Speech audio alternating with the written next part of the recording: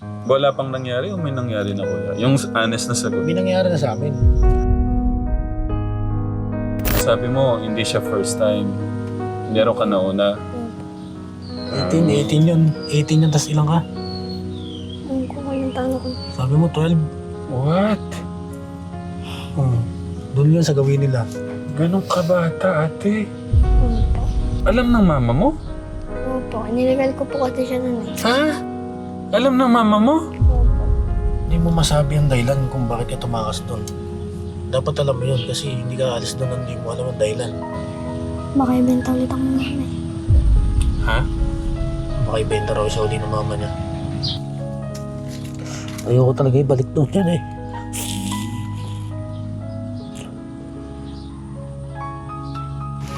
Sarili mong nanay yun eh.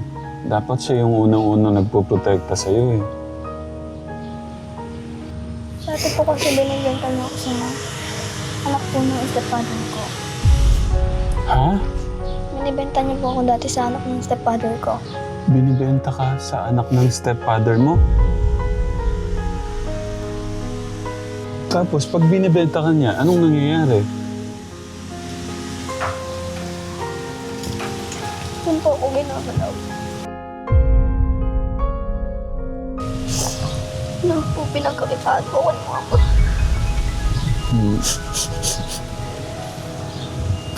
Ilan taong ka nun? Kailan yun? 10 years old lang po ako nun. Ha? Yung mga ganun, yung kinuwento mo sa akin, alam ba ng papa mo yan? Hindi po. Kasi ginawan din niya po ako ng ganun eh. Ha?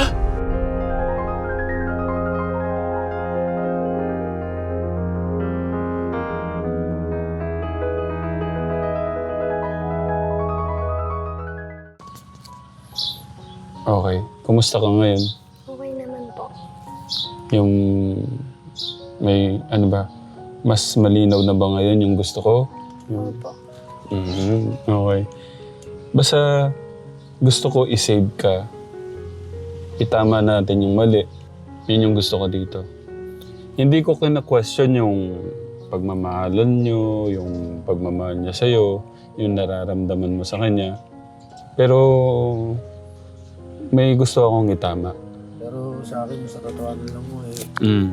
Masakit sa akin to, kaya lang kailangan ko tanggapin eh. Pero titiisin ko na lang to. Lahat naman nadadaan sa pag-iyak eh. Dadaanin ko lang sa ganun yan. Nag-uusap kami ng walang vlog ni Kuya.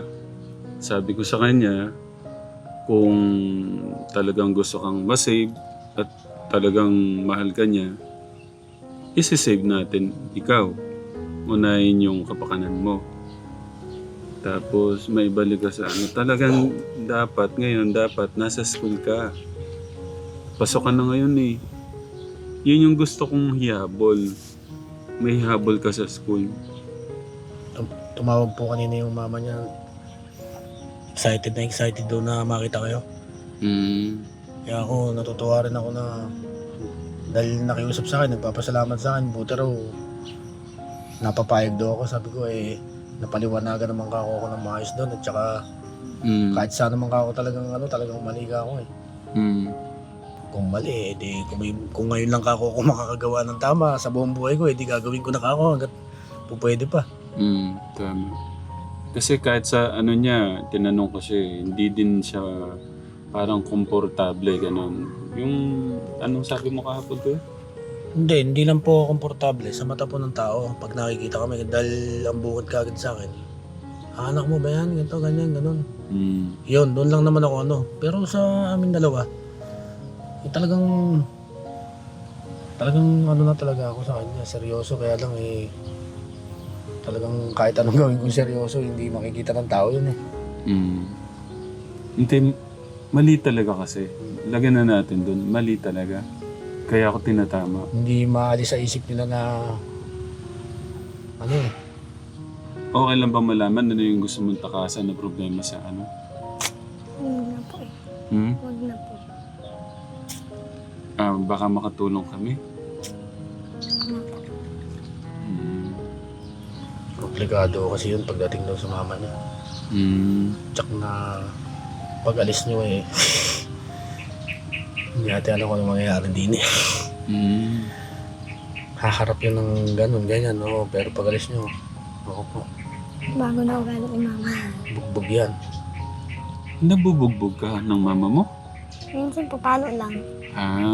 Ano yung pinaka parang grabing nagawa sa'yo ng mama mo? Wala naman po, pinapalo lang niya po ako.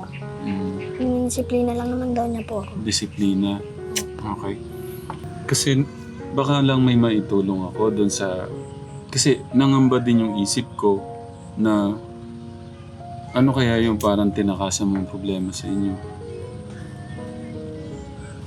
Kaya lang, kumbaga, siguro para sa kanya, pag tapos na. Baka ayaw na rin niya makita yung mga tao na yun, kaya gano'n. Parang may laman yung ibig mo sabihin, kuya. May gusto ka bang i-open sa amin? Or wala kung na. bakit ganun yung ano niya? Eh kung ayaw niya nang, ano yun eh, mag-usapan at huwag nang alamin at i-respeto ko na lang yun. Yeah. O sige, okay na ako doon. Pero ngayon, gusto kong malaman ano yung plano mo. Kasi sabi ni Kuya kahapon no? Tsaka kanina, kinukumbinsi ka nga na parang... kasi sabi ko, kumbinsihan ka na... Kasi kahit anong paliwanag ko, ako kasi, kahit anong paliwanag kong gawin sa'yo, hindi ka talaga makikinig. Sa kanya ka lang makikinig. Kaya sabi ko, kumbinsihin ka kung talagang gusto mo siyang may ayos, may tama yung mga mali, tapos hindi ka mapapahamak at maayos yung future mo, kinabukasan mo, kumbinsihin kang bumalik muna sa pag-aaral at kay mama mo. Gusto ko malaman ate, ano yung parang yung pumipigil sa'yo doon sa pagkumbinsin niya na balikan muna doon kay Kasi mama po, mo. mahal ko po kasi siya eh. Hirap sa'yo na iwan siya talaga. Opo.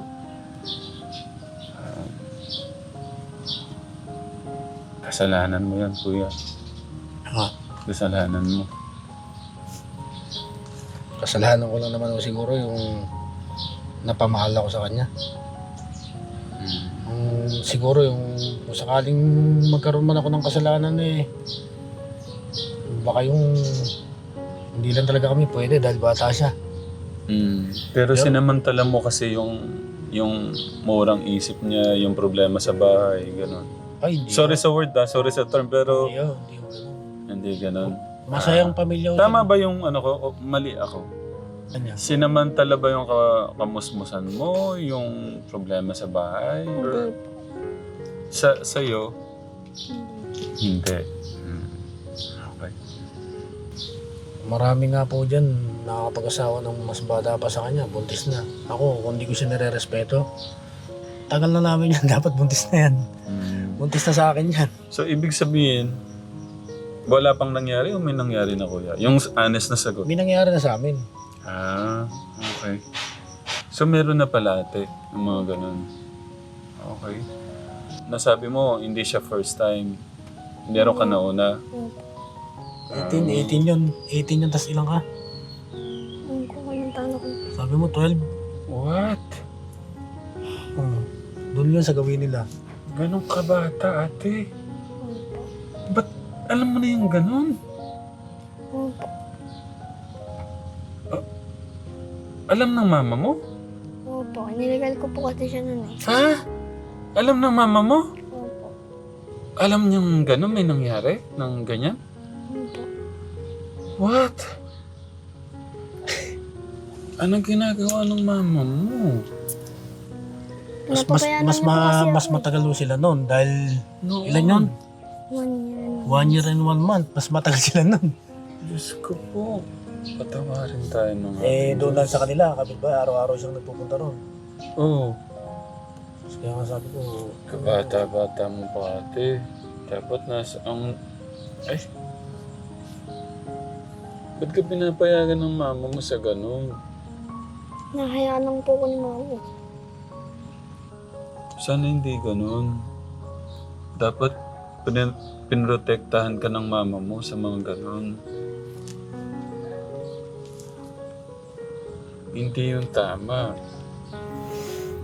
Kabata-bata mo pa. Ba't ka nagpapatuloy sa ganun? Wala po, kasi po, inayanan po ako ni mama. Mm. May kapatid ka pa bang babae na naiwan doon? Ano lang po, bata pa po yun. Ilan taon na? 6 pa lang po. Nasaktan ako para sa'yo. Hindi dapat pa nangyayari yung ganun. Ang mahirap dito, bukas na yung isip mo sa ganun. Na hindi pa dapat nagpapatuloy ng ganyan. Kaya sabi ko nga kay kuya,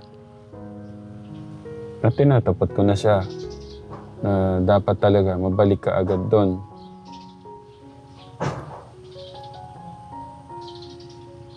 Paano kanya nakumbinsi? Parang nakumbinsi ka na yata na, tama ba ako? Opo. Sabi niya po kasi, para naman doon lang po yun sa akin. Mm. Kaya po yun, nakumpinsin niya po ako. Pero sa'yo, kuya, baka naman magkaroon ka ng ano sa akin. Hindi. Yung pilit kong pag-iwalayin mo na kayo, baka magkaroon ka naman ng galit sa akin or ano. Hindi naman ako ganun na tao. So, sa'yo okay na. Parang... Nakakaintindi naman ako ng maliwanag yun naman ang sinasabi. Ano yung... Ba't natin gustong... muna? Pag-iwalayin muna kayo. Anong pagkakaintindi mo kayo? Hindi, parang ako mapabuti siya eh. Dahil hindi pa nga ako kami po pwede sa isa't isa. Dahil malaki nga ako yung namin at hindi talaga siya matandang tao eh. Kahit saan kami magpunta talagang may kontra eh. Oo, kasi anong sabi sa'yo? Anong sabi sa kanya? Anak mo daw. Kala nila anak mo. Pamangkin, gano'n. Pagka gano'n, naririnig mong gano'n, anong pakiramdam mo? Siyempre, nasasaktan ako kasi sa sarili ko kasi kaming dalawa eh. Nagkakaintindihan kami. Tsaka mga sakit man sa tenga nila na nagmamahalan kami, yun talaga totoo. Siguro, hindi nila maintindihan dahil lang nasa isip lang nila yung gano'n.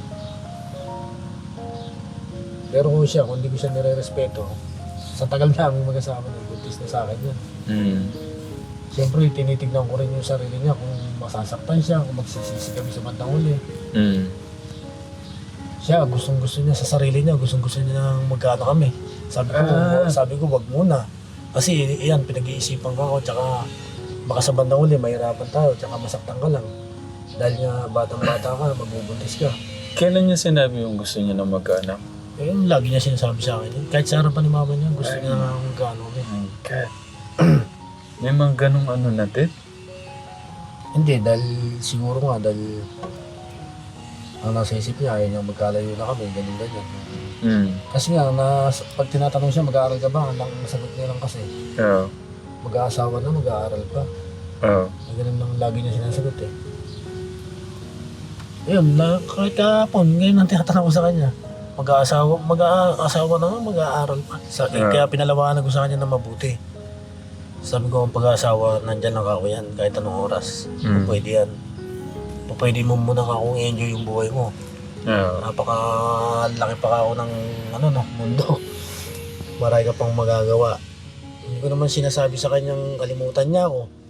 Pero darating din sa punto na ganun kasi sa haba ng panahon, makikilala at may makikilala ka nun. Kaya lang maganda ron, yung sabi niyo nga na para sa kabutihan niya. Tama. Kung saan siya mapapabuti Kasi yung gagawin natin. Ako talagang mahal na mahal ko talaga yan. Talagang kahit saan, hindi ko pagpapalit yan eh. Kaya lang, kung doon nga lang siya, kung inang nararapat eh, tsaka hindi ko naman din kayang ibigay sa kanya yung ganong buhay.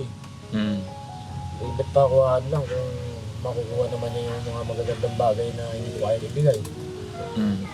Na mangyayari sa buhay mo. Kaya ako, ang kaya ko lang eh, yung hindi siya gutom eh. Kumain ng 3 beses sa isang araw. Kung may hihatid ko man bukas, hindi ka magkakaroon ng sa akin. Yung totoo kasi sabi mo, mahal na mahal mo, tapos... Hindi, kung ihahatid niyo po sa bukas, isasama po ako mag-atid. Oo naman. Kahit hanggang doon man lang kahit sa hanggang huling pag-atid man lang may atid mo siya. Oo. Hindi mo masabi ang dahilan kung bakit ka tumakas doon. Dapat alam mo yun kasi hindi ka alis doon hindi mo alam ang dahilan. Baka ibenta ulit ako ng mama eh. Ha? Baka ibenta raw siya uli ng mama niya. Paanong benta? Benta ulit? Ibig sabihin na benta ka na. Yung ibig sabihin niya benta kasi sa ibig sabihin niya doon, papagamit. What? Pagkakin ng kwento niya yun eh. Wait lang ate, ano yung ibenta? Ibig sabihin may ganun na. Anong... Ano yun? Yung... parang pinapabayaran siya, ganun. Ay, Diyos ko po.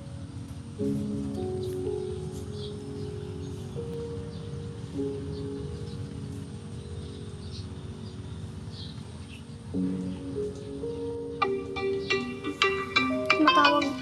Hindi, mamaya na yun ate. Umiyak pala si Kuya dyan.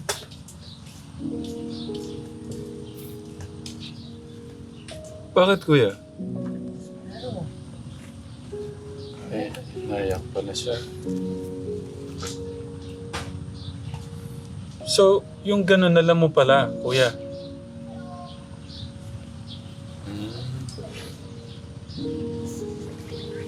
Naiyak siya. Nakwento mo na pala yan sa kanya.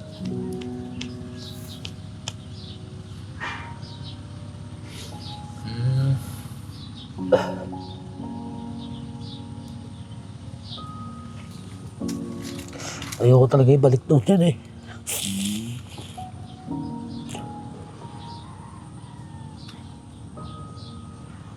May problema pala doon talaga. Hindi seryosong ano to. Kaya pala gano'n. Kasi pag nabalik doon yan, hindi ko na mababantayan yata. Ano naman magagawa yan pagka binigay doon yan.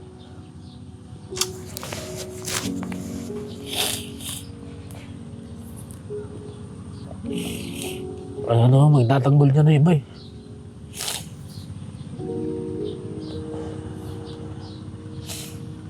Kaya lang wala nga akong karapatan niya kaya ano eh. Kailangan siya.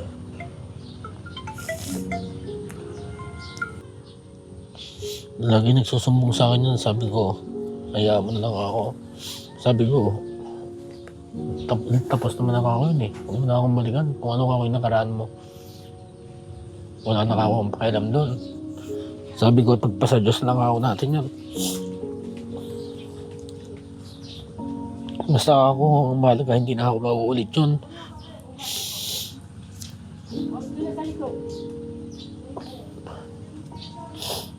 Kaya gano'n na lang pala yung ano mo sa kanya, yung pagmamahal at awa mo sa kanya. Yung... Naghahalo-halo lahat sa akin eh. Pagka kinukwento niya sa akin eh.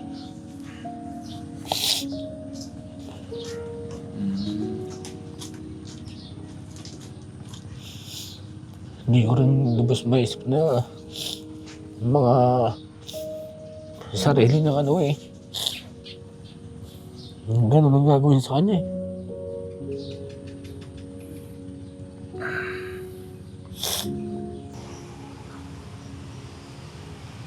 Hindi pwede yung gano'n ate.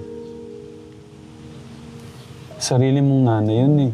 Dapat siya yung unang-unang nagpoprotekta sa'yo eh.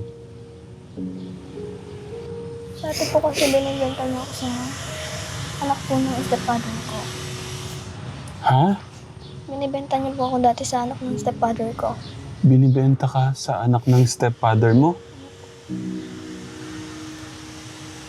Tapos, pag binibenta ka niya, anong nangyayari? Yun po ako ginagalaw.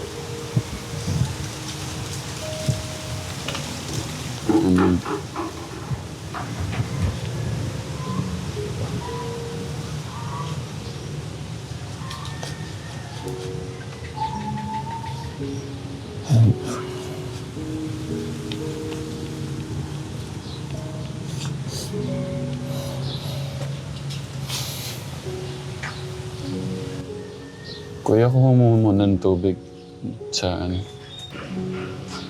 Anak ng stepfather mo. Paano nangyayari yun? Gusto po kasi ako ng anak ng stepfather ko. Hmm. Katapos po binibenta po ako doon ni mama. Pinilit lang po ako ni mama eh. Wala daw po kaming pera.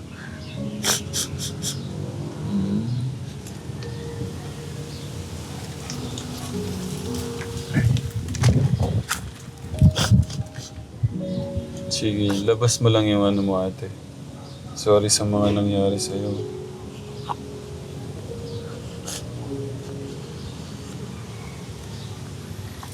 Inom ka na muna.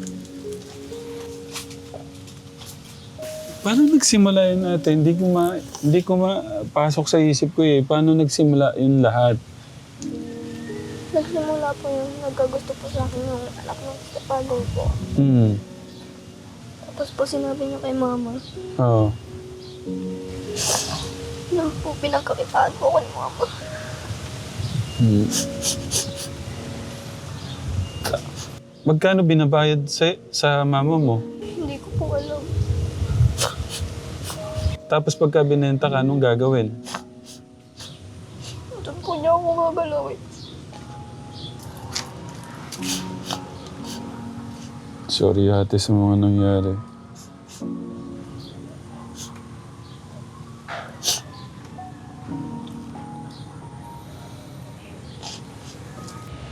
Hanggang ngayon, nandun sila. Ate? Nakipag-iwalay na po si mama doon sa stepfather ko. Okay, gusto ko malaman, gaano katagal ginagawa yun sa'yo? Madaming beses na po yung ginagawa sa akin. Ilan taong ka nun? Kailan yun? 9 years old lang po ako nun. Ha?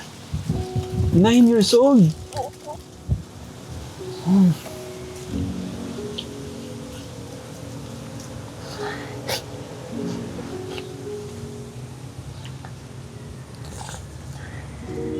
Ay, grabe.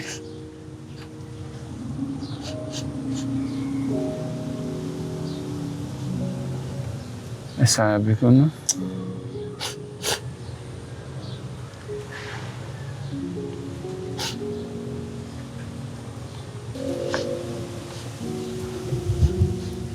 Grabe naman yun. 9 years old ka, ilan taon yung ano? Yung anak ng stepfather mo na gumagalaw sa'yo? Hindi ko po alam eh.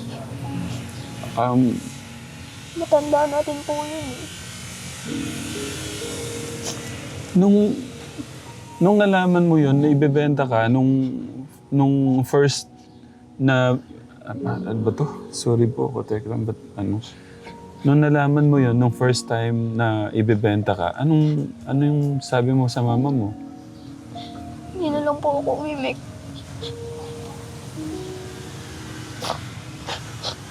Hindi ka na lang umimik. Opo. Saan mangyayari yun pag binibenta ka niya? Doon po sa bahay ng anak ng stepfather ko. Minsan po pag nagpupunta po kami. Minsan pagka nagpupunta ka doon sa anak ng stepfather mo, Opo.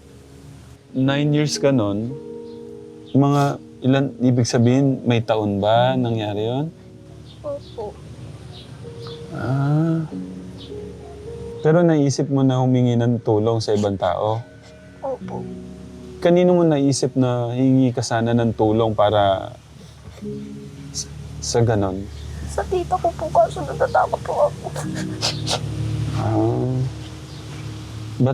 Ba't ka natatakot? Baka po kasi kung ano yung gawin sa akin ni mama. Kuya Martin, kuha ka nga ng tissue doon. Naging basa na yung damit niya. Sorry ate kung kasi gusto ko may ayos natin yung mga mali. May tama natin yung mga mali, no? Ngayong na-open mo sa amin yan, kumusta yung pakaramdam mo? Okay man po. Mas, gumaan yung pakaramdam mo? Nasabi mo sa akin yung problema mo? Kaya ako tinanong yun, lininaw ko kung ano yung mga tinakasan mo doon. Para alam ko, pagka binalik ka, safe ka. Kasi, dapat unang-unang protekta sa'yo yung mama mo. Yung mga ganun, yung kinuwento mo sa akin. Alam ba ng papa mo yan? Hindi po. Kasi ginawan din niya po ako ng ganun eh. Ha?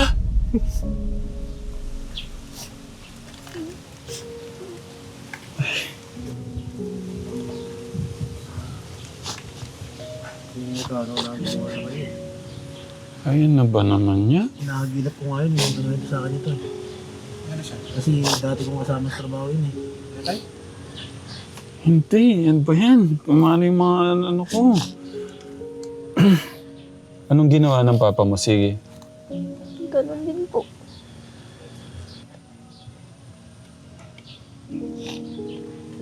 Sabi ko pa naman, pagka nalaman ng papa mo, baka anong gawin niya dun sa ano. Ilan taon ka nun nung ginawan ka ng papa mo ng ganun? Pwede po. Ano ba yan? Ibig sabihin na una yung anak nung stepfather mo. Paano yun nangyari ate? Kasi iwalay na sila. Paano na? Nagbakasyon po kasi ako dun sa kila papa. Nagbakasyon po ako dun. Magkabukod po kasi sila ng bahay ng bago niyang asawa. Tapos, doon niya po ginagawa yun. Paano ate? Magkabukod po sila ng bahay ng asawa niya. Doon po kami sa bahay niya. Gabi po yun eh. Doon niya po akong ginagalaw. Lasing ba siya? O, hindi siya lasing? Hindi po. Hindi siya lasing. Opo. Ang sama ng ginawa ng papa mo. Patulog na po kasi ako yun eh. Oo. Naramdaman ko po na hinuhubaran ako.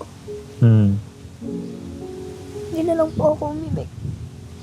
Hindi ka sumigaw, hindi ka pumalag. Hindi po kasi wala pong makakarinig sa amin eh. Bakit? Saan ba yun? Malayo po kasi bahay nila eh. Ikaw, anong ginagawa mo no, nung ginagawa ng papa mo? Umiiyak lang po. Okay. Wala ka bang sinabi sa kanya habang ginagalaw ka niya? Wala po kasi po natatakot ako. Sinabi mo kay mama mo? Opo. Anong sabi ng mama mo? Wala lang po siyang ginawa. Ha? Wala pong ginawa yung mama ko. Eh?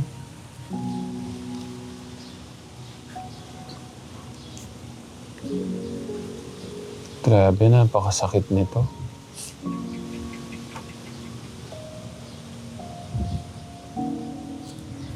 Kung may sasabihin ka kay papa mo, ano yun? Wala po. Sa mama mo? Ayaw ko lang po silang makita.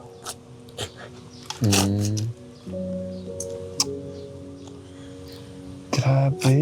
May magulang palang ganun. Bakit nila na... Dapat sila yung unang-unang poprotekta dito eh. Bakit kaya ganun?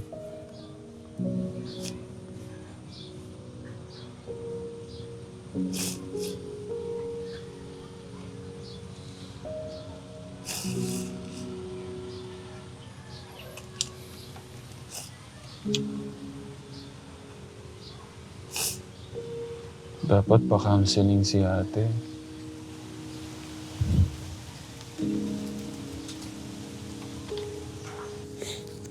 Nung kinuwento sa'yo, Mula, sabi niya kasi sa akin nung una, magustuhan mo pa kaya ikaw ako pag nalaman mo ang lahat. Akala ko kung ano lang. Tapos nung isa-isa niyang kinuwento na gano'n eh. Parang mas lalo ko tuloy siyang minahal eh. Yung sa gano'n. hindi. Kaya, Parang bang mas lalo akong nagka-interest sa kanya na dapat to hindi dito dapat na mapabayaan at lalong maano ka ako to pag ito eh. hinayaan mo doon. Kaya pala ganun na, no? Kaya kahit na labag sa loob ko yung ginagawa ko dahil magkaibigan kami ng mama niya, hindi ko na iniisip yun. Basta ito siya ang tinignan ko. Balik-balik talaga ako doon. Sorry ate sa mga nangyari. Basta ano mo lahat siya kay God. Yung kahuli-hulihan, yung ngayon, yung stepfather niya ngayon, yun ang nagtatangka naman. Pero nandoon na ako kaya hindi siya magalaw-galaw. Yun yung bagong stepfather niya, pangatlo. Nagtatangka sa kanya, nagsasalita na eh, na kung ano-ano pag-ala ko. Kasi anong sabi? Sabi niya, nilapitan siya bigla eh, sabi sa kanya eh. Ano ba ikaw yung nakita mo sa tao na yun na wala sa akin? Sagot-sagot ng mama niya eh. Ba't ganyan tanong mo sa anak ko? Gusto mo ba dalawa kami ng anak ko tugin? Sabi ganun. Kaya sabi ko sa kanya, delikado ka pa rin pala ako, pati pala sa tao na yun. Sabi ko ganun. Nagtitiwala pa naman ako at mukha ka akong mabait eh. Masyadong nadurog yung puso ko sa mga narinig ko. Pakatatag ka na ate, no? Iano mo lahat yan kay God. Kumbaga, ibuhos mo lahat yung yung galit mo, yung mga nararamdaman mo kay God, no?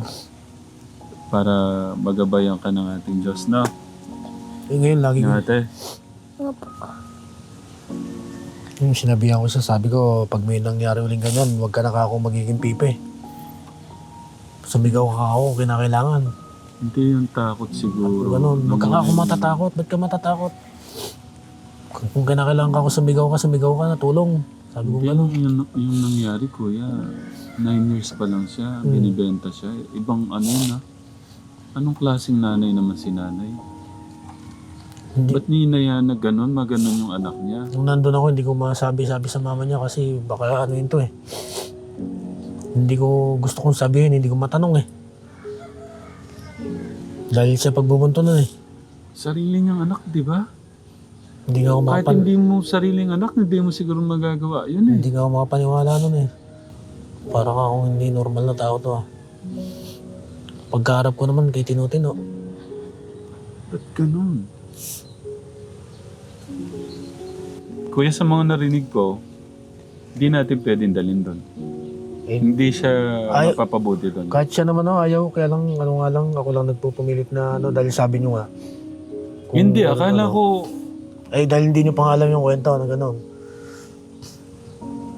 akala ko kasi, siyempre, saan mapapabuti yung anak? Ayoko lang kasing diretso ng kwento lahat. Gusto ko rin sa kanya rin mismo manggaling eh. Hindi, siyempre, ang ko, mas Kasi- mapapabuti yung anak Oo. sa mga magulang. Oo, Kaya yun. gusto ko, Yun nga rin yung ko, kaya lang kaya pala, Pagka ganun talagang na- yung pagtakas niya doon, talagang may dahilan.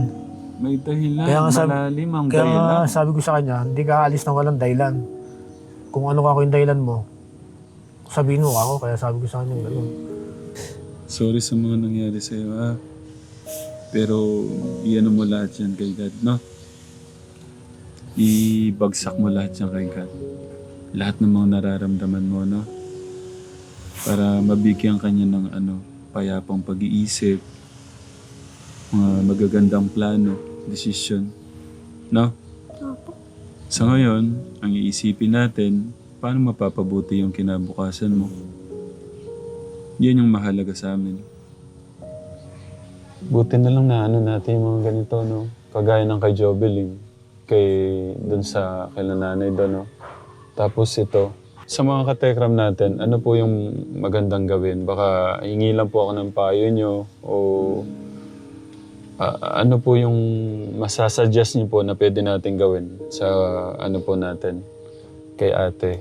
Tapos ano yung pwedeng planong maganda? Tulungan niyo nga po ako, katekram. Naguluhan po ako eh. Masyadong hindi biro po yung nangyari dito sa bata. Kailangan po niya ng talaga. Ng mahusay na counseling, spiritual, nalungkot talaga ako. Sobra akong nalungkot sa nangyari. May mga ganong magulang talaga pala.